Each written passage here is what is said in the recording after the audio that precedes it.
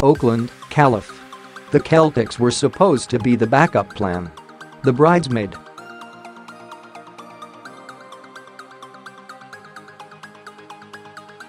The consolation prize. Before the season started, folks were complaining that the NBA was too predictable and asking why we didn't just fast forward to June and get on with the fourth installment of Warriors Cavs in the finals.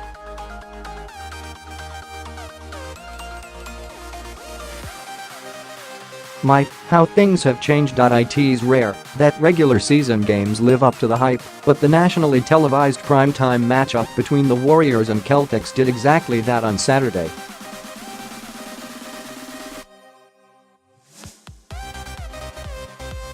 The game had everything: a brilliant duel between Steph Curry, 49 points, and Kyrie Irving, 37 points, the defensive intensity of the postseason, the in-game coaching adjustments by Brad Stevens and Steve Kerr that separate them from most NBA coaches.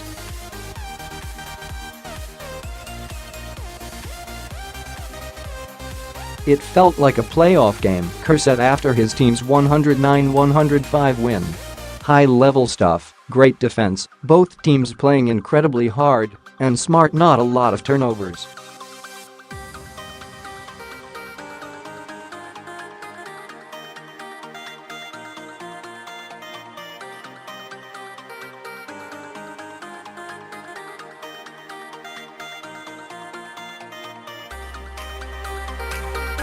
After the game, you'd be hard-pressed to find anyone outside of Cleveland still thinking that the imploding Cavs are a more worthy finals adversary than the pesky Celtics.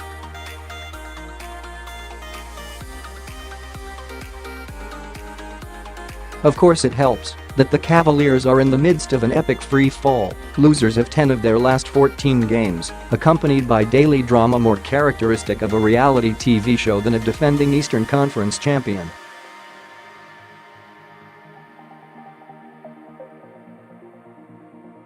Last year the Celtics were the number 1 seed in the East, but nobody gave them a real chance to beat the Cavs.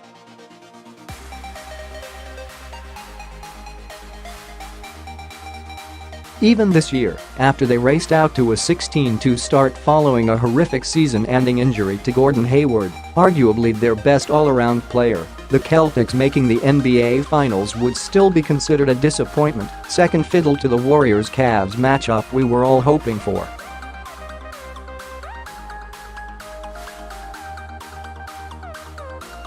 But now, after beating the Warriors at home in November and hanging with them until the last seconds on Saturday at Oracle, it's clear that Boston is the team we want to see trying to dethrone Golden State in June.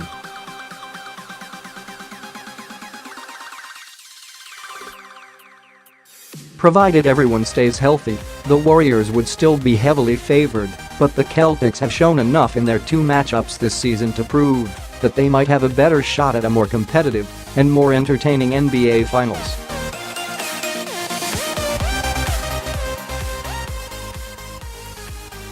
The reasons why revealed themselves on Saturday night. First and foremost, they have Kyrie Irving.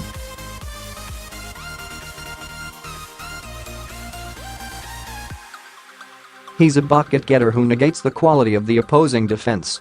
Every Warrior acknowledged after the game that their defense on Irving wasn't that bad, he just made shots.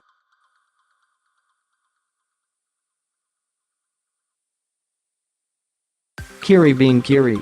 This, and the fact that he's already beaten the Warriors once in the finals, makes him the key reason why the Celtics could have a puncher's chance.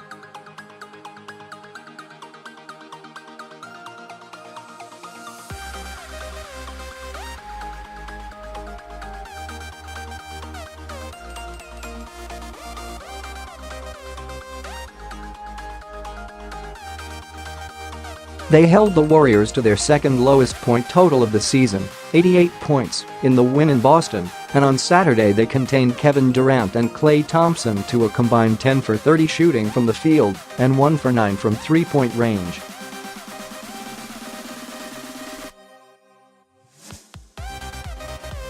It took a Herculean effort from Curry for the Warriors to pull off the win. Draymond Green, who knows a little something about defense, credits Boston's length particularly with Jaylen Brown and Jason Tatum on the wing above all else.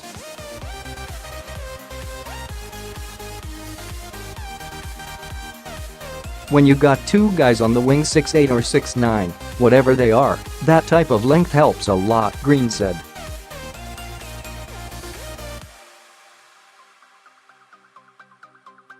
And then Al Horford, one of your backline defenders who's very smart.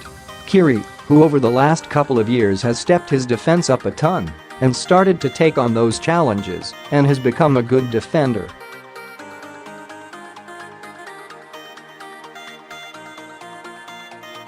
They rotate guys with Aaron Baines, who's a bruiser. Daniel Theis comes in, who likes to bang down there on the block.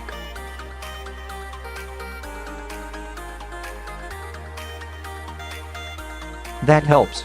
They go 6'8", 6'9", 6'9", 6'11", 6'10". That length is tough, and they're scrappy.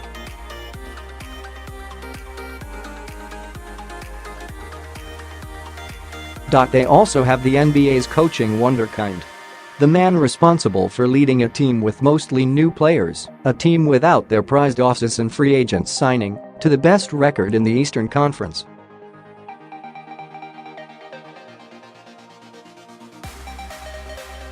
Stevens downplayed the anticipated matchup of wits between him and Kerr before the game, saying he's not near as smart as Steve, but most basketball minds will tell you it's pretty close, if not dead even.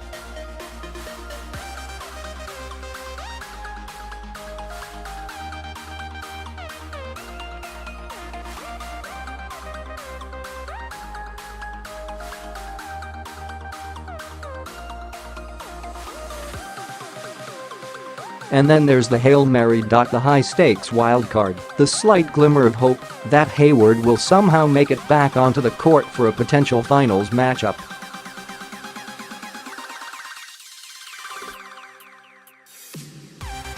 Stevens said before the game that they still don't expect Hayward to play this season, but he gushed about how well he and the rest of the starting unit clicked during training camp.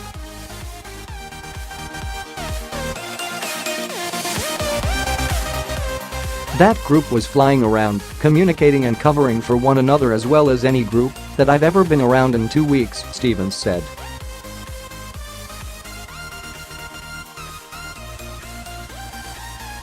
It was the way that they were communicating and thinking the game that was so impressive.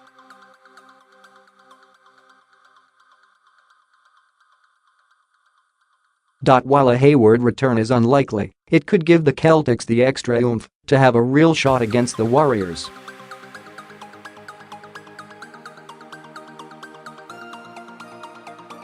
We had our hesitations about the Celtics. Could they really give the Warriors a run for their money in the finals?